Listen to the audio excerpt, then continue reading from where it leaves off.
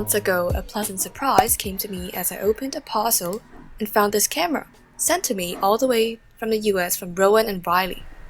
If you don't know what happened, feel free to check out my 1000 sub special after watching this. It says, move the command dial to position other than L.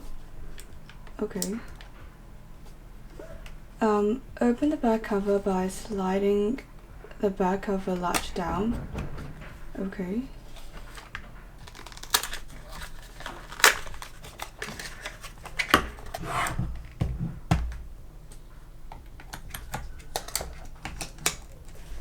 That's a flat side facing up and the bottom end entering the camera first. Okay. Carefully pull the film up across until it reaches the orange mark. After checking that the film lies flat and that tip is aligned, with the orange mark, close the back cover. Oh really? Oh really, that's interesting. Oh, okay, so it's now working. And let's see, it says, it does say 1 here and the cartridge symbol is displayed. So yeah, based on what it says, this should be properly loaded. Okay, cool.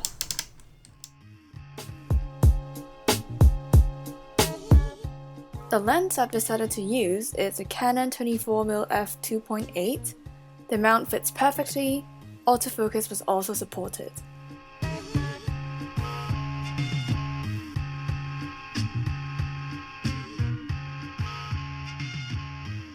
So my day started with this, a chair under the scorching sun.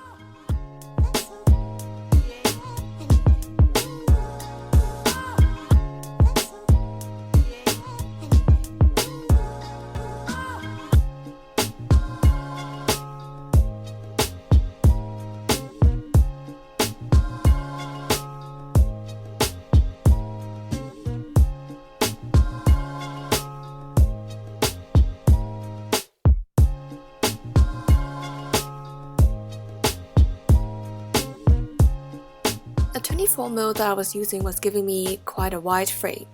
It would therefore be good to do the same shot in different framings and see what would work out best for me. I think I preferred the portrait look.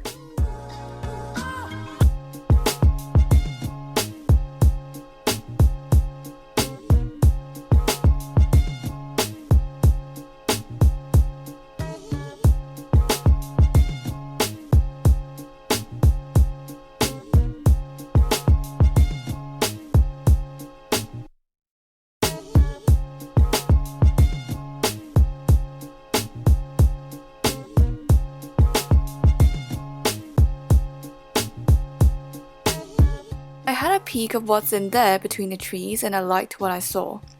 I wanted to include the clothes hanging in the back and the trash on the lower right, so I had to shoot from above.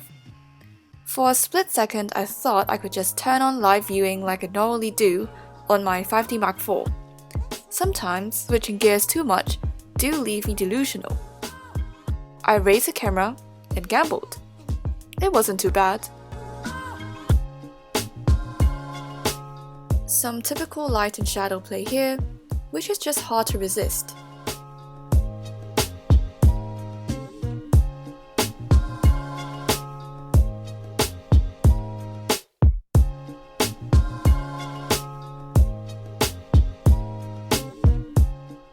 There was nothing really happening in this frame. I wish there were people in there because it would make a much more interesting shot. But I simply adored the lines. I think this warrants a shot nevertheless.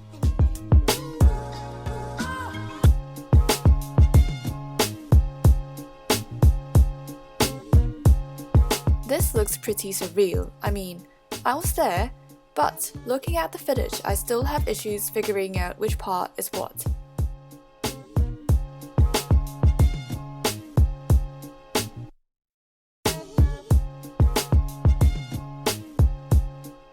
Again, I did find the 24mm very wide for this type of photography, and so wish to explore the vertical framing before moving on.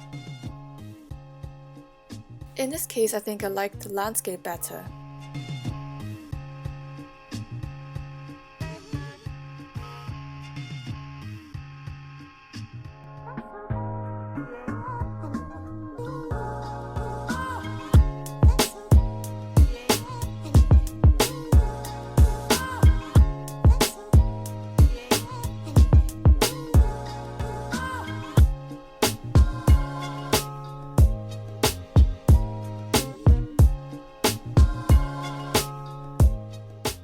issue with shooting in the morning, say around 11, is that people aren't usually out and about and you end up with a bunch of empty frames.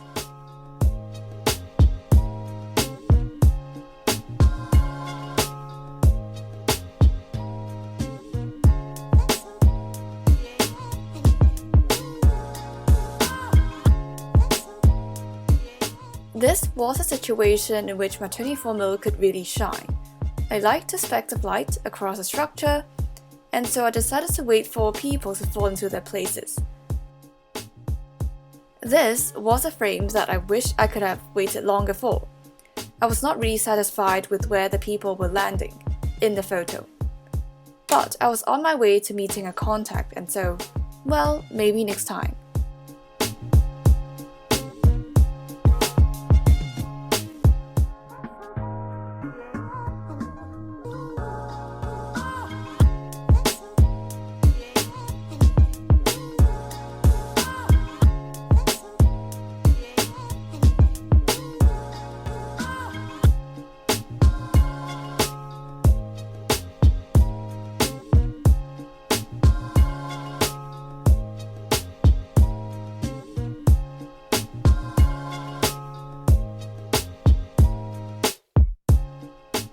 I really liked the shadow of the neon sign in this frame.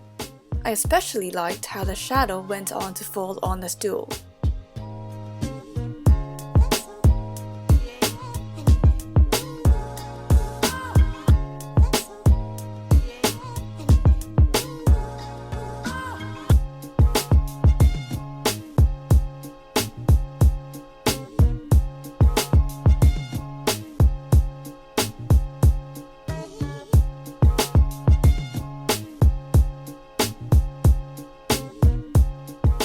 This zigzag pattern here got me intrigued.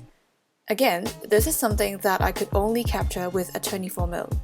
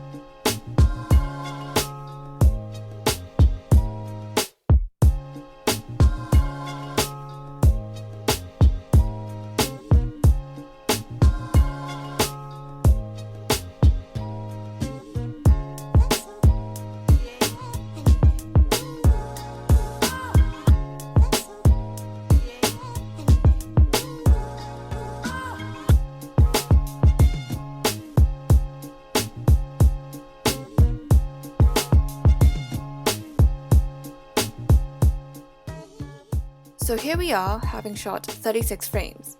The cartridge symbol was blinking, which is time to get it developed. If you have been around this channel for long enough, you might remember seeing this video, which is when I basically received this camera.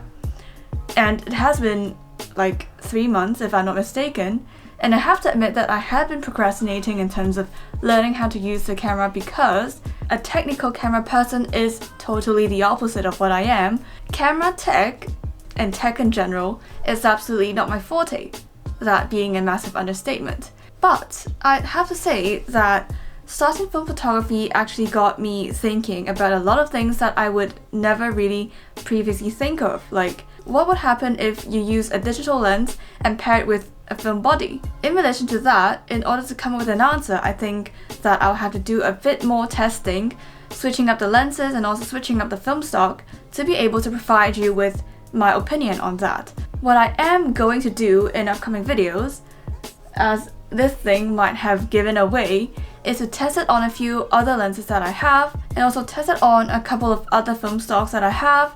My take on this set of images so far is that it might not be very representative. First of all, Ektar 100 is a film that's designed to be ultra fine grain, It's designed to give really sharp results, and of course there wouldn't be that much of a surprise that the film photos came out to be really sharp. And because of this nature of the Ektar, pairing it up with a digital lens makes sense because it's a film designed to give sharp results. Now, if you haven't already, remember to check out this video here, which I tell you the entire story of what happens with the box of expired film and also how this camera came to be, all future experiments in relation to this camera, the Canon EOS A2, will be linked in this playlist down below, so make sure you check them out. Thanks so much for watching, and I will see you next Saturday. Bye!